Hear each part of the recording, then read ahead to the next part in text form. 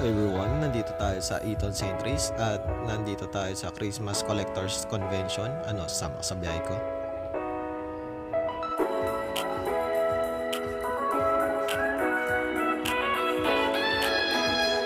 Flashback.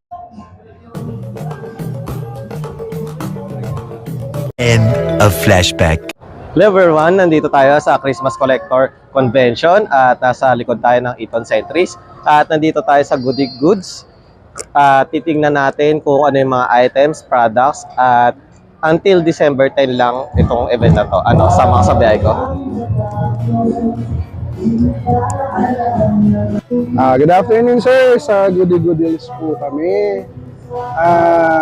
Wala po kaming physical store as of now, pero we're one of the most popular online toy seller in Shopee, Facebook, and Lazada. So, ang mga items namin, pag mga ganitong events, medyo much cheaper siya ng onte compare sa aming online store. Yan. Then, our warehouse is located in Quezon City. So, if may mga concerns kayo, inquiries, pre-orders, PM nyo lang yung page ni Goody Good Deals. And yan. Then mostly nag-events kami. Yan. Events after this one, makikita nyo kami sa Toycon, December 15, 16, and 17. See you there mga sirs. Then more focus kami sa mga model kits like that one. Yan. And more on Gundams, yan, mga Photobokia. Then meron din kami mga onting variation ng mga die-cast metals. Marami din kami mga Nendoroid figures. Then for mga promos naman, syempre depende pa rin if may promo si Shopee, sumasabay din kami.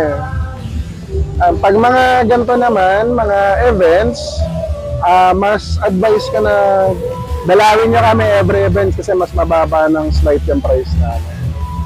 Then our items naman, galing naman ng Japan. So, supplier din, isa lang din naman ang mga suppliers niyan. Siyempre, most of our items are from China talaga. Yan. Then, available din kami if ever you need to order something na palabas pa lang sa Japan. Kung may pre-order slot kami, inquire lang kayo, sir. Then, if ever pa kayo, meron pa kayong mga serious concern, hanapin nyo na lang si Boss Chop Ramirez if ever. Yan. Then Sir Sai, ayun, bukod pala sa mga Gundam, ayun po, ano po pala yung usual na mabenta nyo, sir? Depende. Usually, sa collectors, yung mga high grade na mga Gundam kasi depende siya by grades. So sa mga low grades, much more cheaper. Pag nag-advance ka ng isang grade, mas mahal na konti. Then, pataas. Then, ayun, sir, para sa mga bago lang po sa Gundam, sir, ano po pala yung pinaka-basic sa model? Basic is what we call the SD. SD means super deformed. Para siyang chibi na model kit na Gundam. So, kung bibili ka ng chibi, ang price range niyan, naglalaro between 400, 500, 600, depende.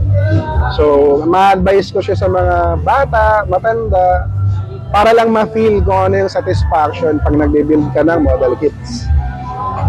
Then, ayun, sir, kasi yung iba naman na expert na or kumbaga nagko-collect na talaga ng Gundam, sir, rin po ba kayo? Nagko-customize paint din po ba kayo, sir? Ako yung nagko-customize din po talaga, pero right now kasi medyo, syempre, Yuletide season, hindi mo na ako nagtatanggap ng mga professional commission works. Pero tumatanggap ako, depende sa slot kung may open ano. PM niya lang yung page ni Goody Good. Yan. Sige lang, sir. If ever naman po na gusto niyo rin mag-paints or gusto niyo matuto ano yung mga kailangan, or paano mag-start, lahat naman yan, kayang-kaya kong free tutorial naman yan pagdating sa kung ano yung mga pinakamura, paano ka mag-start, ano yung tools na kailangan, ano yung mga recommended brands. Siyempre, ang i-recommend ko, yung parang starting price din, yung abot bulsa, yung kayang-kaya natin lahat. Sa'yo lang, sir.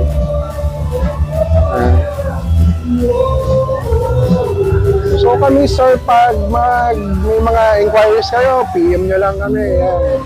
Very active kami on our Shopee and Facebook page, if ever. And follow nyo na lang po sila sa Shopee, Lazada, at kung sakali sa mga event, ayan. Goody Goods, Deals, ayan, Toys and Hobby.